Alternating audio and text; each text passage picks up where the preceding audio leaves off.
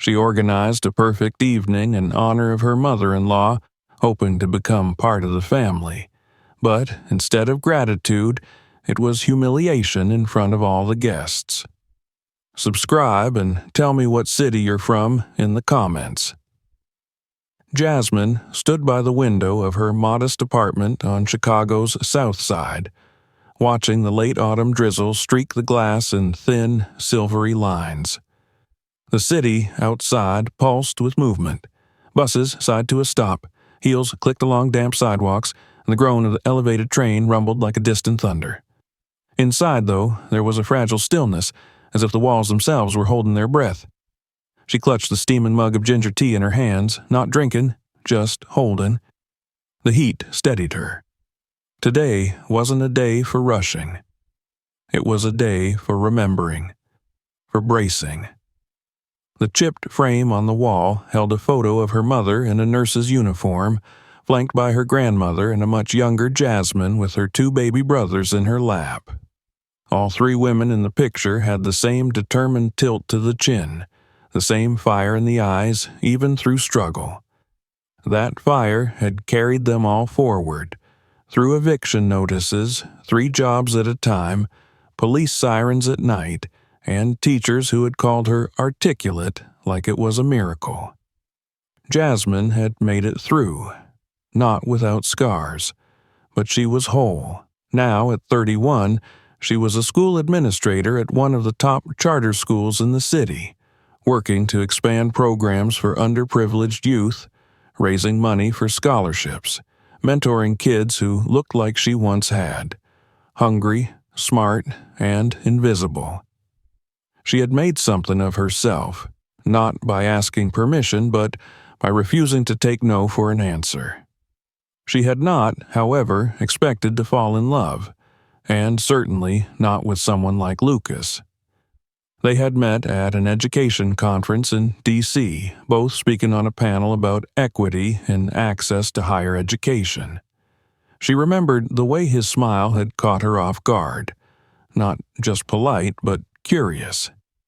He had leaned in when she spoke, asked her about her work afterward, stayed beside her all through the post-panel mingling.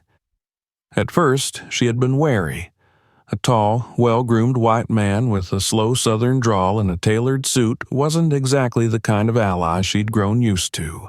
But Lucas had something rare. A softness without condescension, a genuine willingness to listen, and, more than that, a track record of doing the work. He was an attorney focused on civil rights law, advocating for fair housing and systemic reform.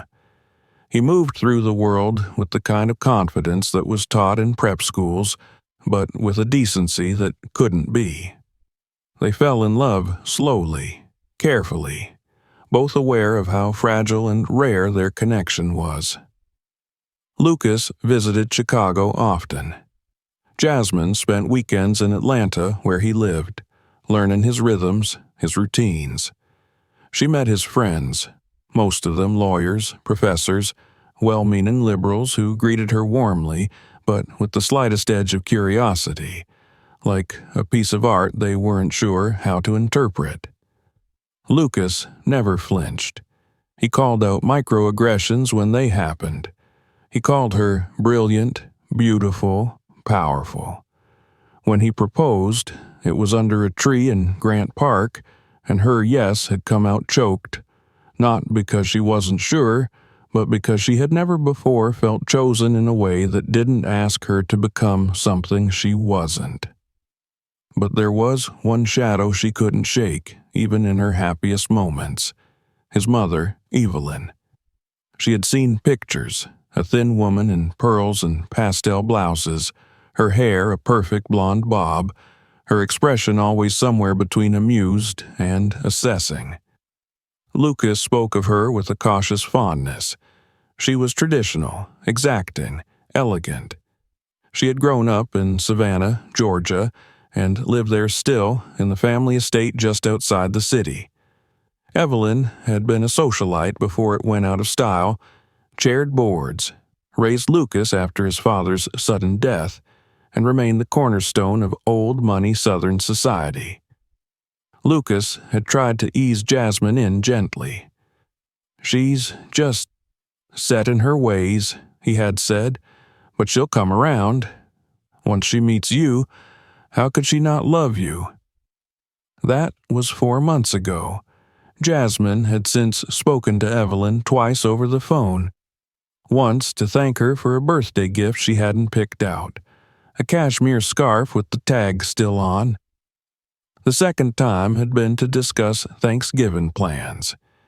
Evelyn had sounded polite, almost clipped, with pauses that stretched too long and a tone that made Jasmine feel like a telemarketer.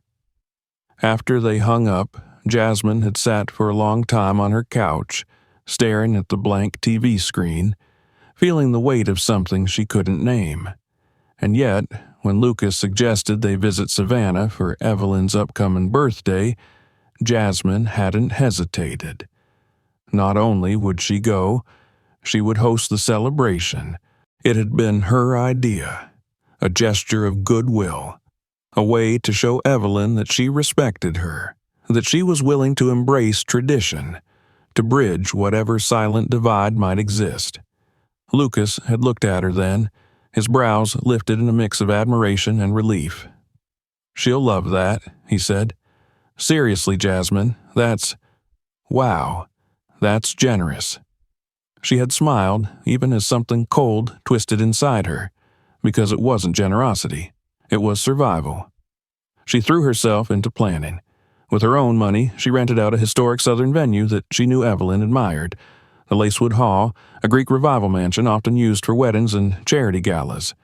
She pored over catering menus, taste-tested pralines and finger sandwiches, researched Evelyn's favorite flowers, white camellias and pink azaleas, and curated a playlist of classical piano interspersed with Ella Fitzgerald, subtle enough not to offend, but a thread of her own roots woven through.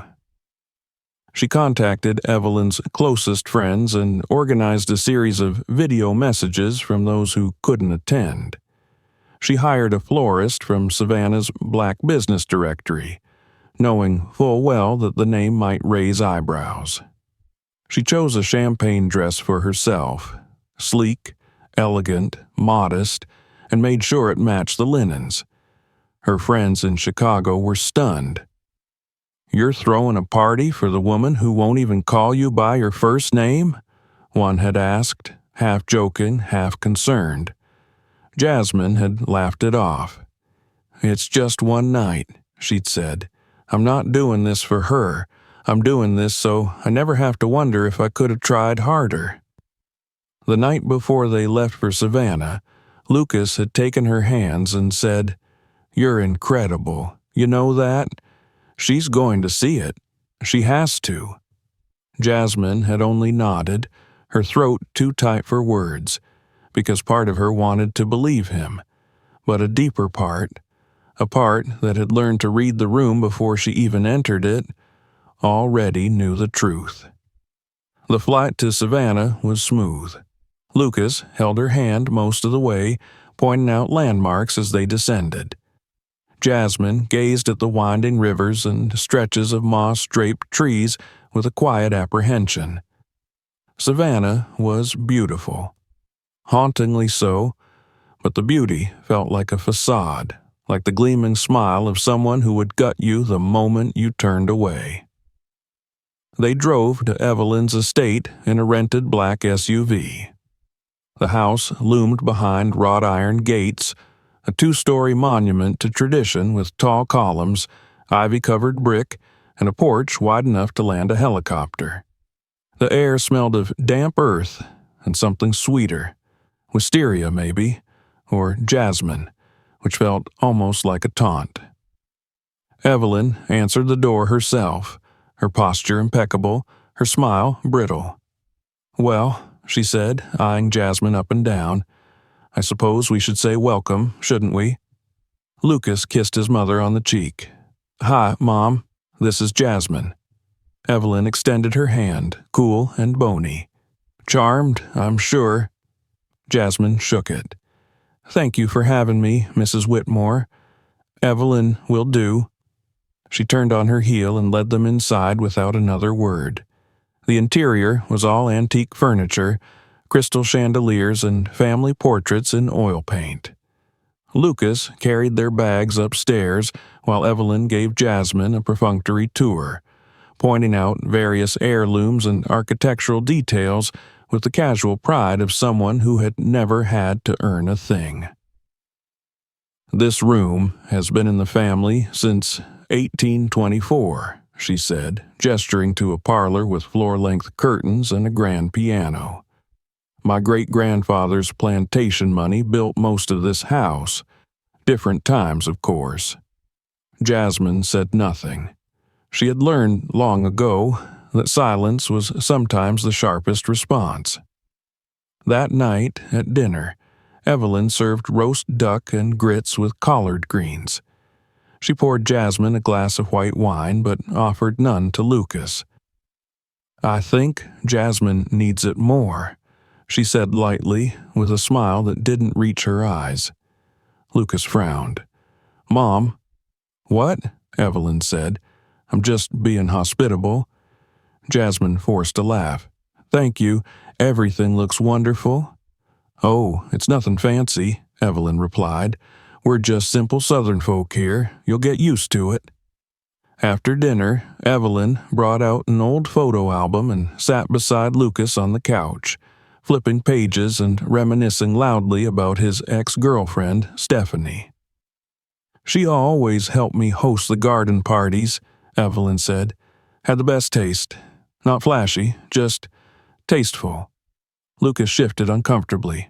"Mom, I'm just reminiscing," Evelyn interrupted. Then, turning to Jasmine, "You remind me of her in some ways. Determined. Of course, Stephanie came from a good family, old Atlanta. I don't know where you're from again." "Chicago," Jasmine said evenly. "South Side." Evelyn nodded slowly, as if digesting something unpleasant. "Ah, well, I suppose that builds character." When Jasmine went to bed that night, the room felt colder than it should have. She stood in front of the mirror, brushing out her curls, and caught her own reflection staring back, distant and unreadable. She wasn't angry yet. What she felt was deeper, heavier, a kind of grief. But she had made a decision, and she would see it through. The party was in 3 days.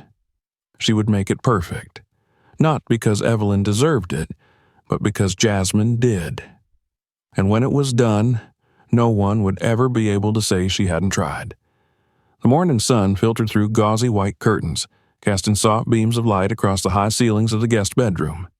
Jasmine sat upright on the edge of the antique four-poster bed, still dressed in her silk pajamas, hands folded in her lap. The room was beautiful, elegant in an outdated museum-like way with dark mahogany furniture, faded floral wallpaper, and an overwhelming sense of stillness. She felt like she'd been placed on exhibit, a guest in every possible sense of the word. Through the door, she could hear the soft cadence of Evelyn's voice downstairs, directing someone, perhaps the housekeeper or one of the caterers. Everything in this house sounded deliberate, precise. There was no rushing, no casualness. Even the footsteps on the hardwood floors seemed rehearsed. Jasmine stood, pulling the satin tie of her robe tighter, and walked to the window. The view revealed the vast Whitmore estate in all its morning glory. Manicured hedges, sprawling oaks, and a circular driveway where a gardener was already tending to the beds of camellias. The sheer scale of the property never failed to strike her. It wasn't just wealth, it was legacy. That heavy, untouchable kind that passed through generations like old recipes and land deeds. She heard a soft knock at the door. "Come in," she said, turning. It was Lucas, freshly showered, a towel draped around his neck. He grinned when he saw her and stepped inside, closing the door behind him.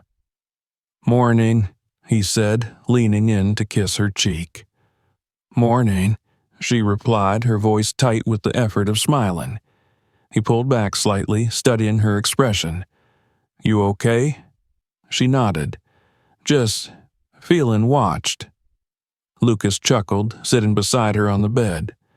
"That's just Mom's way. She's used to being in control of everything. She's not trying to make you uncomfortable." "She doesn't have to try," Jasmine said quietly. Lucas sighed. "She'll soften. You're doing everything right. Just give her time." Jasmine didn't answer. Instead, she rose to dress, pulling a conservative blouse and slacks from her suitcase. Today, they would spend the day with Evelyn, helping with errands, walking through the venue, finalizing seating charts. Jasmine had volunteered to assist, hoping it would give them a chance to connect on more neutral ground. She had prepared herself mentally for polite conversation, passive-aggressive comments, and thin smiles. What she hadn't expected was how calculated everything would feel.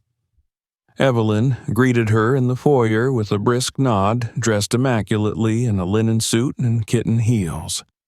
Her makeup was flawless, her hair perfectly sculpted. "I assume you're ready?" she asked, not bothering with small talk. Jasmine nodded. "Yes, of course. Lucas will meet us later. He's handling some work calls this morning." Jasmine wasn't surprised. Lucas often assumed that women could handle these things on their own. Evelyn seemed to prefer it that way. The first stop was the venue, a grand hall on the outskirts of Savannah, surrounded by towering oaks and hanging moss. The inside was breathtaking. High ceilings with chandeliers, vintage mirrors lining the walls, and long banquet tables already arranged in precise symmetry. Jasmine had selected every detail with care. Evelyn wandered slowly through the room, eyes flitting from floral arrangements to table settings, occasionally pursing her lips or tapping a finger to her chin. "This tablecloth is a little bold," she remarked, gesturing to the ivory lace. "Not quite what I'd envisioned, but perhaps that's the modern way." "I thought it would complement the natural light," Jasmine said, resisting the urge to smooth the fabric nervously. "It does draw attention," Evelyn replied, "though I usually prefer understatement." Jasmine nodded, biting her tongue. They moved to the dessert table.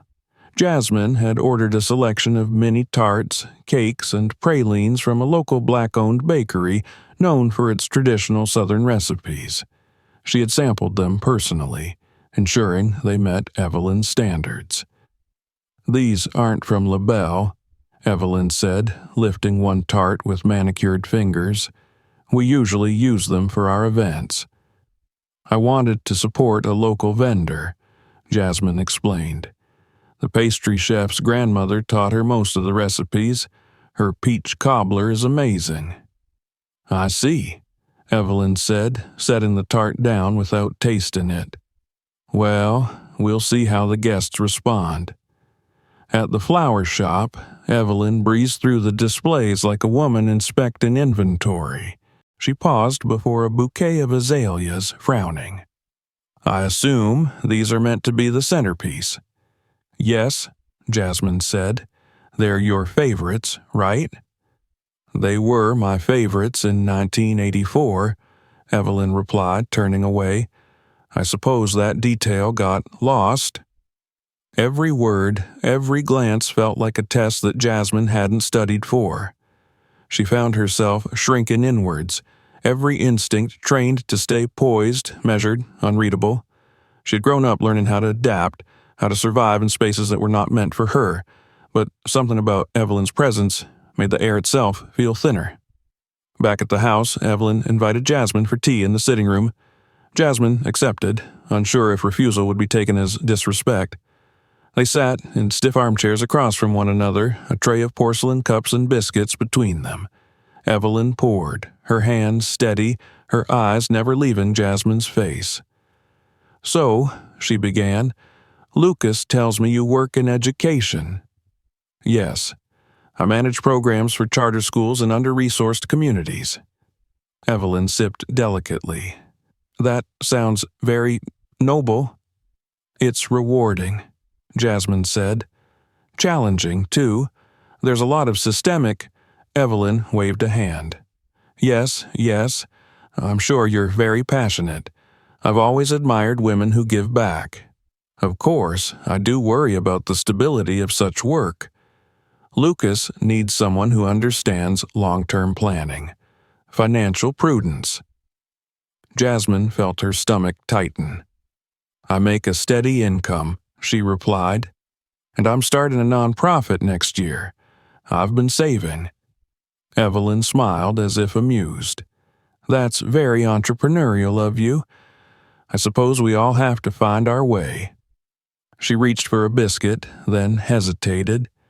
"You know," she said, voice softening into something that sounded almost sincere, "Lucas has always had a generous heart, but he's also sensitive. He grew up with certain expectations, traditions. He's not the kind of man who thrives in conflict." "I'm not looking for conflict," Jasmine said carefully. "No, of course not. But marriage is complicated. Families even more so, especially when cultures differ." Jasmine's eyes narrowed slightly. "What exactly do you mean?" Evelyn's smile didn't falter. "Just that it takes effort, patience. Some people never quite adjust." The conversation ended shortly after.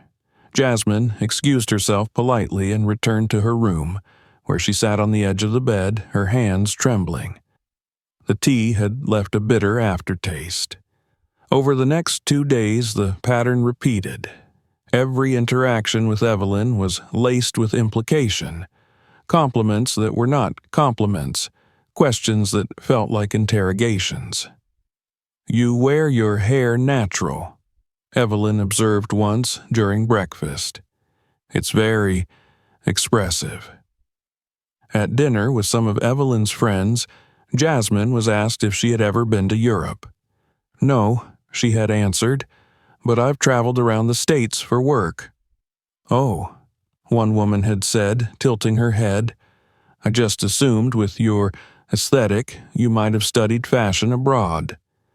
One morning, Jasmine overheard Evelyn speaking to a family friend on the phone. "She's very articulate," Evelyn said. "You'd never guess where she's from." Jasmine stood in the hallway, heart pounding, her nails digging into her palms.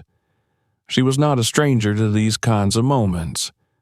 She had lived through them.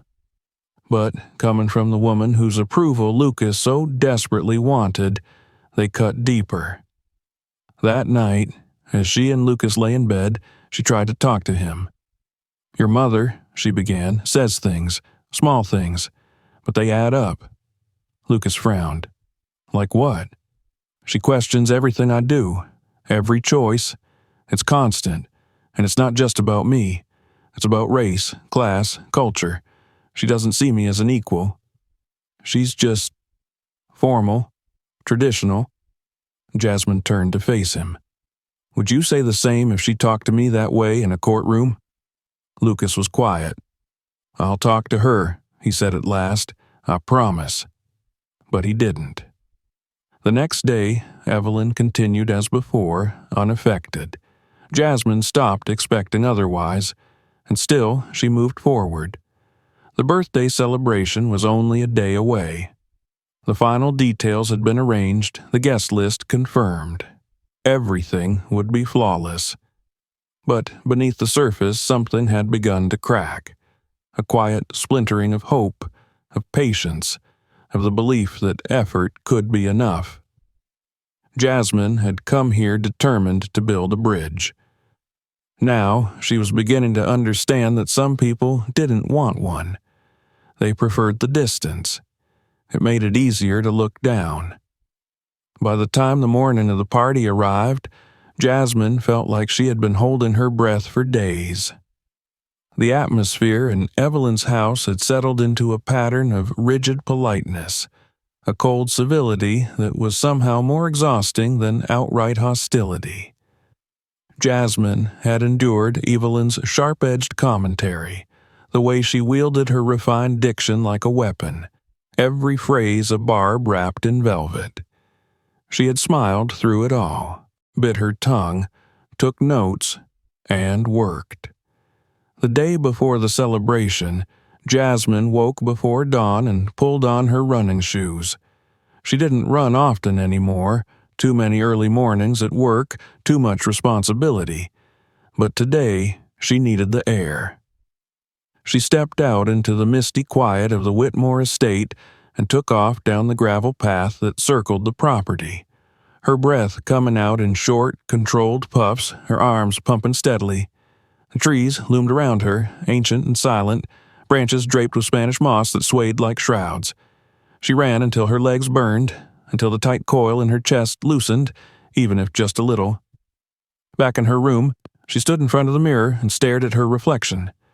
There were faint circles under her eyes, and her skin was drier than usual from the southern air, but she looked composed. She would not show weakness. She would not shrink. Today would be perfect. The final walkthrough at Lacewood Hall took place at 10. Jasmine arrived early, clipboard in hand, wearing a fitted navy dress and low heels, her hair styled in soft coils that framed her face. She had opted for elegance over flash, grace over boldness. She wanted no room for critique. The ballroom was already in the final stages of transformation. Round tables draped in lace stood beneath crystal chandeliers. Each centerpiece featured camellias and azaleas in antique silver vases, surrounded by small votive candles. She watched as the florist, a young woman named Yvonne, adjusted the arrangement on the head table, her dark fingers moving with gentle precision. "These look beautiful," Jasmine said. Yvonne smiled. "We wanted to keep it classic." "They're perfect." Jasmine moved around the room, checking off items on her list. The pianist arrived on time and began practicing quietly near the corner. The catering staff was already assembling platters in the kitchen, the scent of roasted pecans and fresh-baked bread filling the air. Everything was falling into place. Evelyn arrived just before noon, flanked by two of her oldest friends, Marjorie and Bernice, both women in their 70s with identical pearls and tight smiles. Jasmine greeted them warmly, extending a hand that was accepted with the kind of restraint reserved for unspoken judgments. "Well," Evelyn said, glancing around the hall, "you've certainly gone all out." Jasmine forced a smile. "I wanted it to be special." Evelyn turned to Marjorie. She even hired a jazz pianist. Marjorie raised a penciled-in brow. "How modern." Jasmine let the comment slide. She was becoming numb to them. They walked the perimeter of the room, Evelyn making notes aloud that were clearly intended more for her companions than for Jasmine. The flowers were a bit busy, the lighting perhaps too romantic, the menu adventurous. At one point, Evelyn stopped beside the dessert table. "I see you've chosen red velvet cake," she said. "A bold choice. Hopefully, it's not too sweet. Some palates are more refined." Jasmine looked at her steadily. "I tasted everything myself. I think the guests will be pleased." Evelyn smiled without teeth. "I'm sure they'll find it interesting." By afternoon, Jasmine had returned to the estate to change and finalize her notes. Lucas met her in the hallway as she came down the stairs. "Everything set?" he asked, slipping an arm around her waist. She nodded. "Just about. I'm going back in an hour to check on the seating." He leaned in to kiss her, but she pulled back slightly. "We need to talk." His expression shifted. "Now?" "No," she said. "After. after the party. Lucas hesitated, then nodded. Okay. The final preparations went by in a blur. Jasmine double-checked the name cards, adjusted the linen folds, confirmed the timing with the staff. She greeted early guests as they arrived, her smile poised, her energy practiced. She felt like a performer in an unfamiliar play, repeating lines written by someone else on a stage she hadn't built. The room filled quickly. Well-dressed men and women in their 50s and 60s greeted each other with soft laughter and air kisses. Jasmine noticed that she stood out in every corner. Hers was the only dark skin in the room, save for the caterers. She was introduced politely, nodded at, smiled at, but the warmth rarely reached the eyes. Evelyn entered precisely at 7, wearing a champagne-colored gown that glimmered subtly under the lights. She was escorted by a family friend and flanked by Lucas, who looked simultaneously proud and anxious. When she saw Jasmine, her smile tightened. "You've certainly created a spectacle," she said, eyes sweeping the room. Jasmine inclined her head. "Happy birthday, Evelyn." The evening unfolded in slow motion. The pianist played soft ballads. Hors d'oeuvres were passed on silver trays. Jasmine moved through the crowd like a hostess at her own wedding, introducing guests to one another, keeping conversations flowing, gently redirecting any off-handed remarks with a practiced ease. She could feel Evelyn's gaze on her at times, measuring, judging. Lucas was attentive but distant, pulled away often by relatives, colleagues, and old friends. When Jasmine caught his eye across the room, he offered a tired smile. The first real incident came during dinner. Jasmine was seated at the head table beside Lucas, directly across from Evelyn. The courses were served with precision, the conversation light, until Bernice leaned in. "So, Jasmine," she said sweetly, "do you plan to keep working once you and Lucas marry? Or will you focus more on domestic affairs?" Jasmine smiled politely. "I plan to keep working. I'm launching a nonprofit next year." "Oh," Bernice said, blinking. "Well, I suppose that's admirable, though I imagine that kind of work can be draining." "She has a passion for it," Lucas interjected. Evelyn sipped her wine. "Passion is important, of course, but so is stability, especially for someone in your position." Jasmine looked at her. "What position is that?" Evelyn met her gaze evenly. "Someone who's worked very hard to get where she is." There it was again, the underlying implication, the tightrope walk between praise and patronization, the suggestion that her success was surprising, conditional, delicate. Jasmine didn't respond. She returned her attention to her plate, breathing steadily. As the meal ended and dessert was served, Jasmine stepped away to check on the staff. In the hallway near the kitchen, she overheard two guests speaking quietly. "She's quite poised," one said. But it's all a bit much, isn't it?" the other replied. "So eager, so present." "She has to be," the first said. "She's not exactly one of them." Jasmine stood in the shadows, her hands clenched at her sides. She had spent weeks planning every detail of this night. And still, she was not one of them. She returned to the ballroom just in time for the speeches.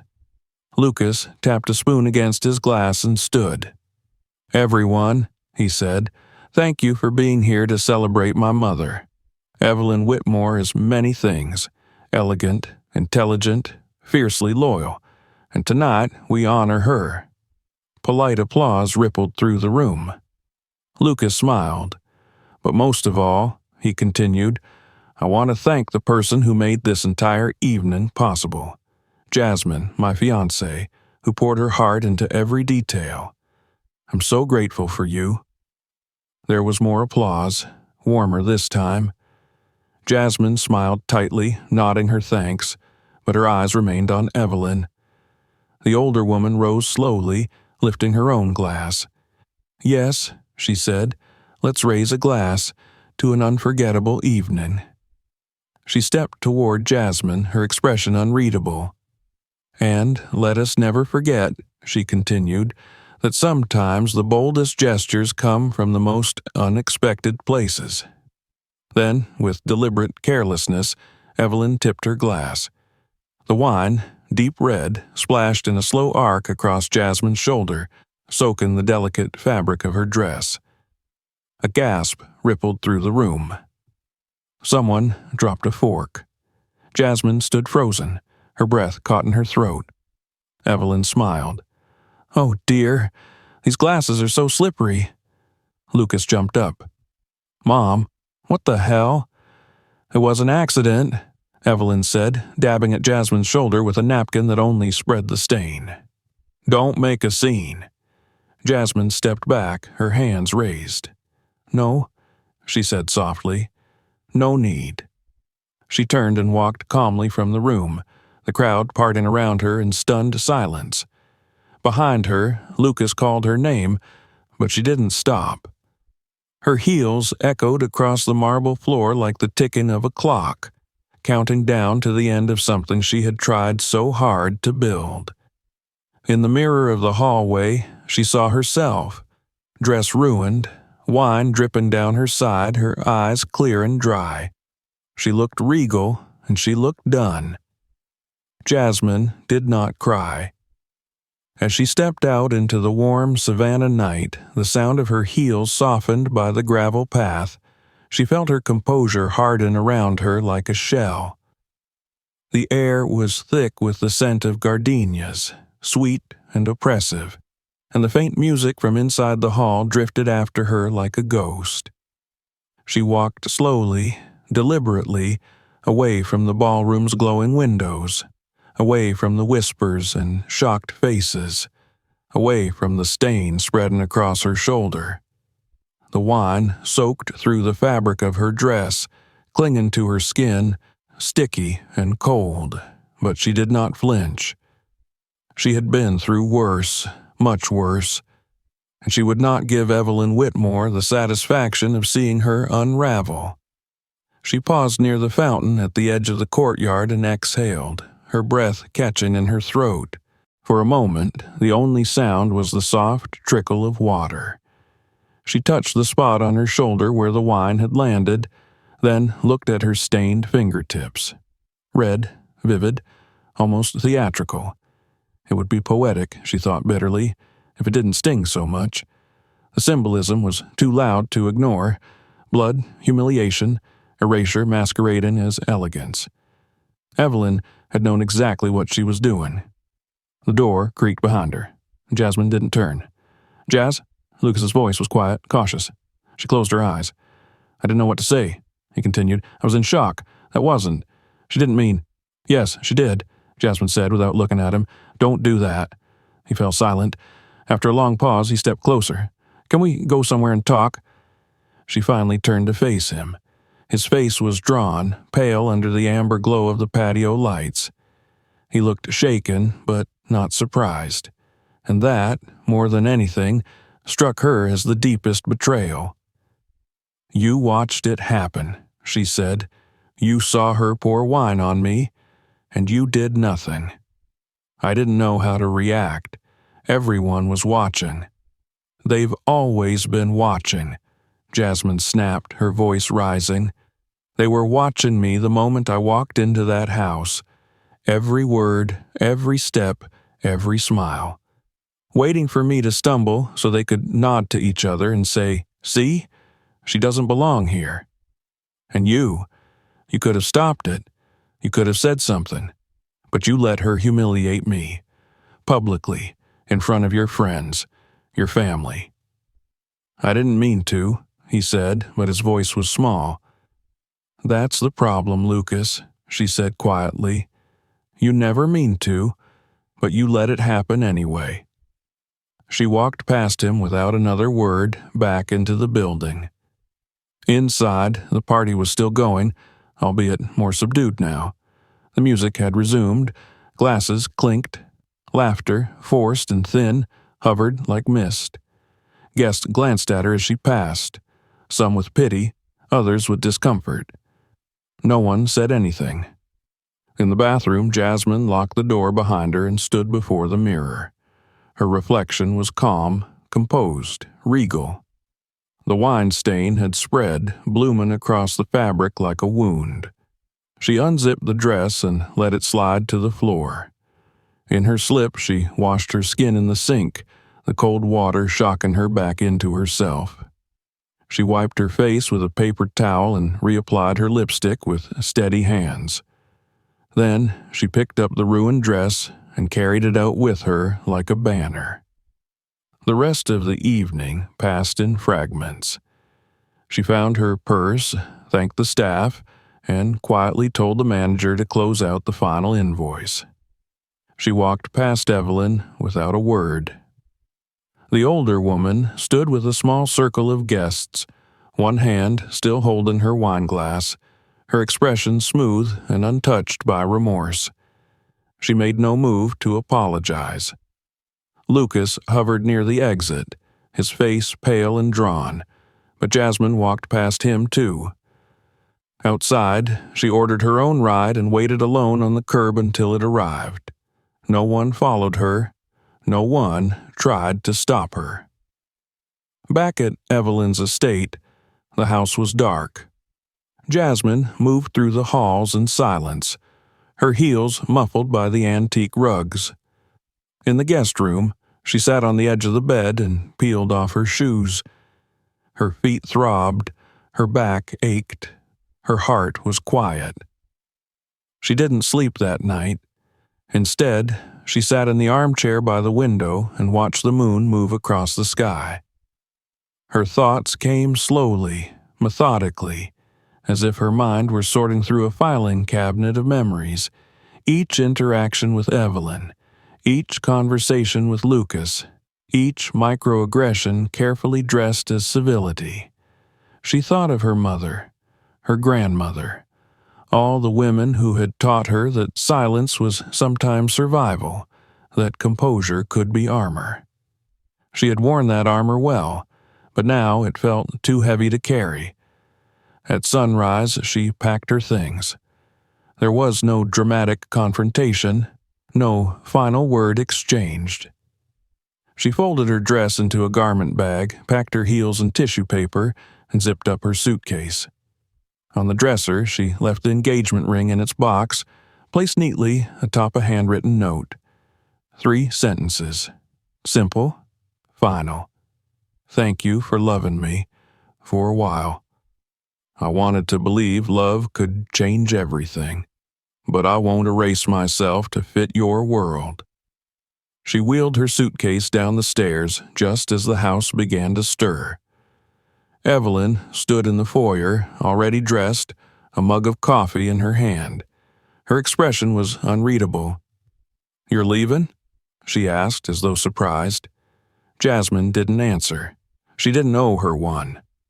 Lucas appeared at the top of the stairs, hair tousled, eyes wide with sleep and regret. "Jazz, please, just wait. Can we talk?" She looked up at him once, then away. "No," she said. She walked out the door and didn't look back. At the airport, she sat by the window and watched planes taxi across the tarmac. Her phone buzzed with messages, apologies, explanations, pleadings, but she ignored them. She booked a flight to Chicago and closed her eyes as the boarding call echoed through the terminal. The plane lifted into the sky, the earth falling away beneath her. For the first time in days, she exhaled fully. She was free. Not unscathed, not untouched, but unbroken. Back home, her apartment welcomed her like a warm bath. Familiar walls, familiar smells. She opened the windows, let in the cold wind, and unpacked slowly. Each item she removed from her suitcase felt like shedding someone else's expectations. In the following days, she returned to her routine. She held meetings, mentored students, attended a conference on education equity. Her colleagues greeted her with warmth, her friends with concern. She didn't tell them everything. Not yet. Some wounds required time before they could be spoken aloud, but something inside her had shifted. The part of her that had once longed for approval now pulsed with something stronger: clarity. She had tried, with grace, with strength, with every ounce of love she had. And it had not been enough. Not because she wasn't enough, but because some doors were never meant to open. Some hearts stayed shut no matter how gently you knocked. She began drafting a proposal for her nonprofit, a project she had dreamed about for years. It would offer mentorship and scholarships to Black girls in underserved neighborhoods, focusing not just on academic success, but on identity, confidence, and resilience. She named it the Mirror Project, a reflection of self-worth, untouched by someone else's definition. When she launched the website, she included a photo of herself in the champagne dress, the wine stain edited into a soft pink glow. Beneath it was a quote from her grandmother: "They will call your strength arrogance, your clarity defiance, your presence disruption. But stand anyway." She smiled as she clicked publish. The party Evelyn had tried to use as a spectacle of control had become something else entirely. Not a memory of shame, but a catalyst, a beginning. Jasmine knew she would carry the red stain with her for a long time. Not as a mark of humiliation, but as proof. Proof that she had stood in the lion's den and refused to bow. Proof that she had loved, lost, and still chosen herself. The celebration was over, but her life, finally, was hers. The first snow of the season fell softly over Chicago, powdering the city in a delicate veil that muted its usual clamor. Jasmine stood at the window of her apartment, her arms crossed over her chest, watching the flakes swirl and settle on the fire escape. The sky was the color of ash, and the wind whispered around the old building like a warning. But inside her apartment, it was quiet, still. A sanctuary carved out of the noise. It had been 3 weeks since Savannah. 3 weeks since she walked out of Evelyn Whitmore's house, with her head held high and her heart shattered in silence. 3 weeks since she left the ring on the dresser and closed the door on a future she had once imagined with certainty. The days since then had moved in waves, some gentle, others crashing, some filled with determination, others with grief so sharp it felt like swallowing glass. But she had kept moving, one foot in front of the other, forward. The city, with its indifferent beauty, had welcomed her back like an old friend. She buried herself in work, long hours at the school and evenings spent drafting the framework for her nonprofit. The Mirror Project was no longer an abstract idea scribbled in notebooks. It was becoming something real, something necessary. And in its creation, she found not distraction, but direction. Still, some nights, like this one, memories rose unbidden. She could still feel the weight of Evelyn's gaze, cold and appraising, the hush that fell over the ballroom as the wine soaked through her dress, the way the laughter resumed minutes later, as if her humiliation had been no more than an intermission. She remembered the look on Lucas's face, not shock, not rage, but helplessness, as though watching a car crash from behind glass. He had called, of course, left voicemails, sent long emails filled with apologies and explanations. She had read them all, and then deleted them.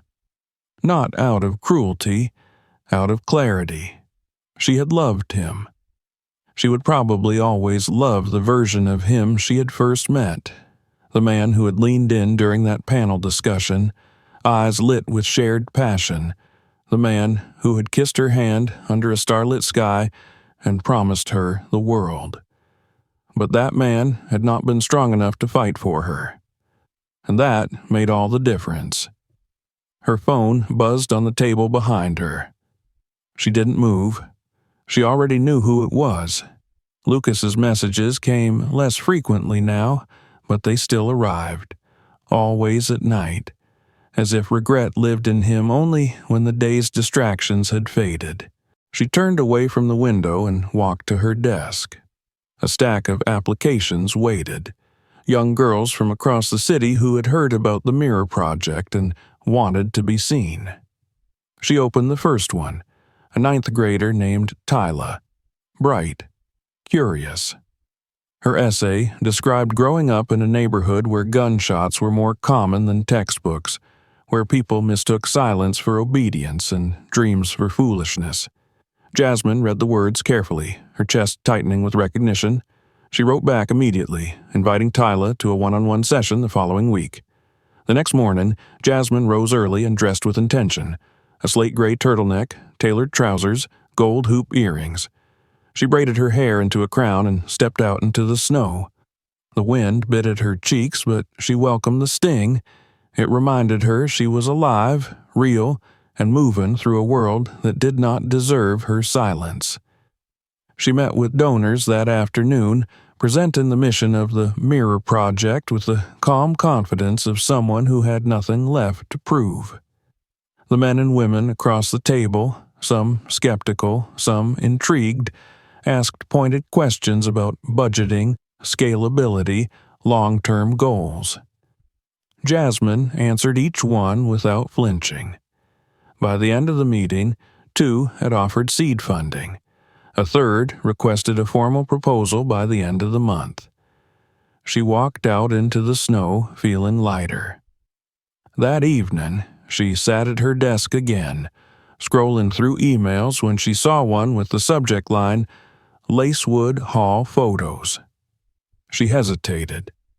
The photographer, someone hired by Evelyn, someone Jasmine had barely interacted with, had apparently sent the files to both her and Lucas by default. For a moment, Jasmine hovered the cursor over the trash icon, but then something stopped her. She opened the folder. There they were. Dozens of images. The glittering ballroom, the flowers, the guests, champagne glasses raised, laughter frozen in time. Evelyn, in her sequined gown, surrounded by admirers. Lucas smiling, holding Jasmine's hand. Jasmine, poised, radiant, unaware. And then, the final photo. The moment the wine hit her. It was captured mid-pour, the red liquid arcing through the air just beginning to bloom across the pale fabric of her dress. Her eyes were wide, lips parted slightly, not in horror, but in disbelief. Around her, faces blurred into shadow, but her expression was sharp, clear, unforgettable. She stared at it for a long time. Then, she saved the image to a new folder labeled Origin. Later that week, she printed it on heavy paper and pinned it to the wall above her desk. Not as a reminder of pain, but as a reminder of the moment she stopped asking for permission to exist. She called Yvonne, the florist from Savannah, and thanked her again for the arrangements. They spoke for nearly an hour, about the business, about being black women in industries that rarely made room for them, about how the smallest details often carried the heaviest truths. "Are you okay?" Yvonne asked finally. Jasmine paused. "I think I'm becoming." Yvonne laughed softly. "That's better than okay." On Sunday, Jasmine met Tyla at a local cafe. The girl was small for her age, with oversized glasses and a voice that barely rose above a whisper. But when she spoke about her dreams, becoming a marine biologist, traveling to Australia, starting her own mentoring program, her eyes lit up. "No one really listens to me like that," she said at one point. "They just say, 'Good job,' and move on." "I'm listening," Jasmine said. "And I see you." The words made the girl's eyes water. Jasmine reached across the table and squeezed her hand. When she returned home that night, Jasmine sat on the floor of her living room, her back against the couch, and cried for the first time since the party, not out of sadness, but from the sheer relief of being free, from expectations, from performance, from the exhausting hunger for approval. She thought again of her grandmother, who had once said, "Don't give them your tears, baby, but don't lose them for yourself either." She wept until the tightness in her chest loosened, until her body stopped trembling, until she could breathe again. When the tears dried, she stood and poured herself a glass of wine, not red, but white. She sipped it slowly, savoring the cool clarity. Then she returned to her desk and opened a new document. Title: The Mirror Manifesto. She began to write. It was not an academic paper, nor a speech. It was a declaration, a truth. The black girls would not be confined by someone else's expectations of elegance. That dignity did not require silence. That survival was not the same as submission. That to exist, fully and unapologetically, was not an act of defiance, but of reclamation.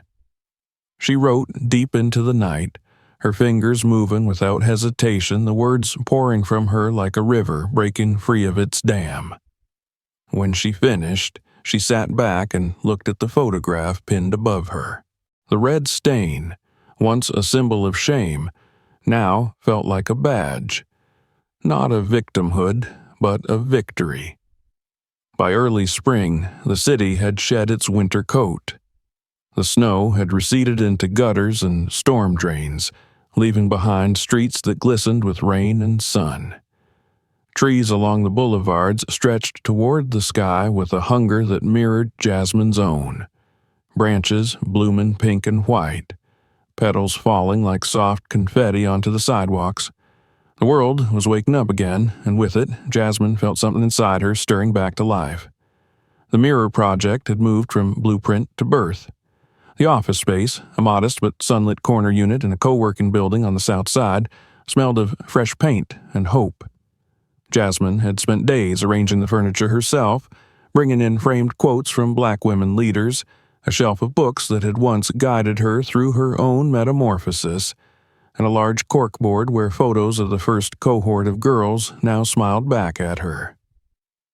Tyla's face was there, in the center, grinning behind those thick glasses with an expression of cautious pride. Jasmine had chosen each of them carefully.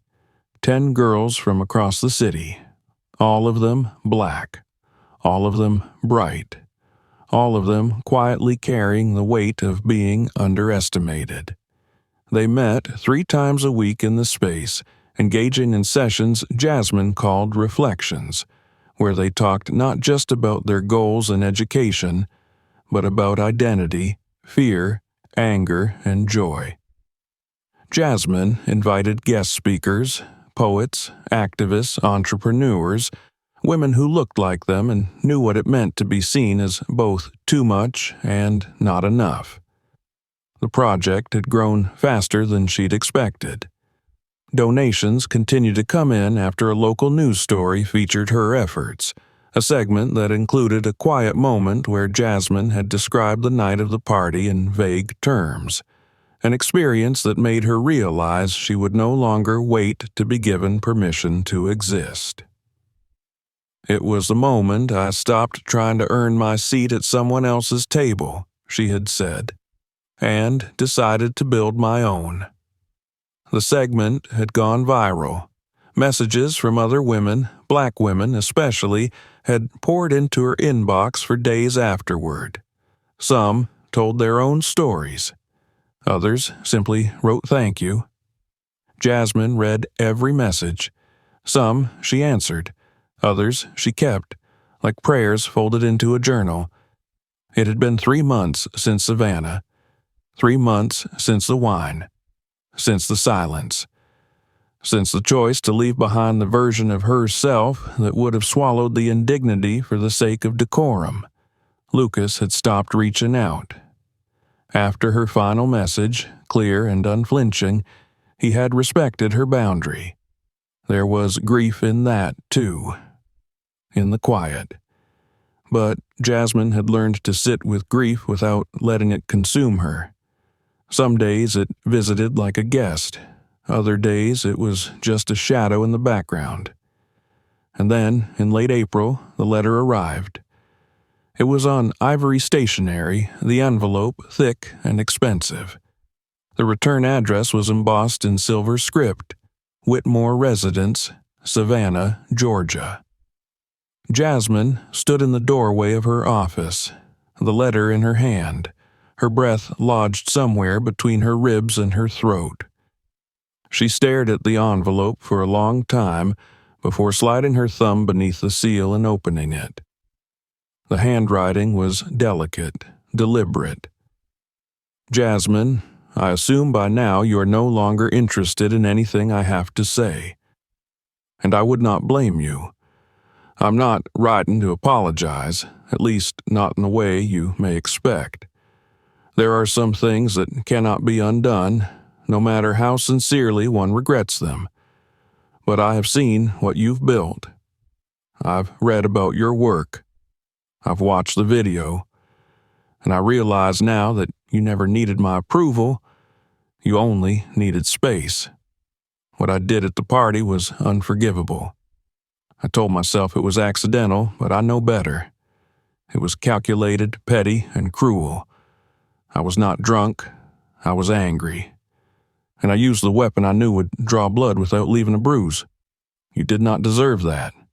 No one does. Lucas is lost. He may not say so, but he is. You were the best thing that ever happened to him. He let fear win, and I taught him how. I do not expect you to respond. I'm not writing for redemption, only to acknowledge that you saw me clearly and that you were right to leave. Evelyn Whitmore. Jasmine read the letter twice, then a third time. She felt no satisfaction, no vindication, only a strange, quiet release. She folded the letter and placed it in the drawer with the others. Notes from donors, thank yous from students, stories from strangers. Then she returned to her desk and opened her calendar. The next week was full. New applications, a fundraising dinner, a planning meeting for the summer intensive. She scrolled through the days with a small smile, grateful for the weight of responsibility, for the constancy of work rooted in meaning. That Friday, Jasmine hosted the first open house at the Mirror Project. Parents, teachers, mentors, and community leaders filtered in through the glass doors, admiring the space, asking questions and congratulating her. A local pastor spoke briefly. One of the girls read a poem. There was laughter, food, applause, and in the center of it all stood Jasmine, calm, centered, and whole. At the end of the evening, as the last guest drifted out, a young woman approached her. She was tall, no older than 22, with dark skin and braids down her back. I just wanted to say thank you, the woman said. I didn't have anything like this when I was younger. I wish I had, but it's enough knowing that these girls do now. Jasmine smiled. It's never too late to find your mirror. The woman's eyes shimmered. She nodded and left. Later, Jasmine stood alone in the space. The lights dimmed, the quiet settling over her like a soft blanket. She looked around at what she had created. Not just an office, not just a program, but a sanctuary, a revolution. On the wall behind her desk, the photograph still hung, the one from the party, the moment the wine hit her shoulder. A single image frozen in time, transformed now into something sacred, not shame, but proof. Not humiliation, but passage. She walked to the window and looked out at the city, its skyline a jagged silhouette against the lavender dusk. She thought of her mother, who had worked 3 jobs to feed her children. Of her grandmother, who had stood in voting lines for hours, even when they tried to turn her away. Of the girls whose names were already beginning to echo in classrooms and community halls. Of the ones who were still waiting to be seen. and she thought finally of herself. Not as she had been at the party, elegant, careful, trying, but as she was now, rooted, resilient, reborn. There would be more battles, more rooms where she would be the only one, more eyes that judged her before she spoke. But there would also be joy, triumph, creation, a legacy of her own design. Jasmine turned from the window, switched off the lights, and locked the door behind her. Not with an ending, but with a beginning. If this story moved you, don't forget to subscribe for more. Check out the next video for another powerful story, and share this one with someone who needs to hear it.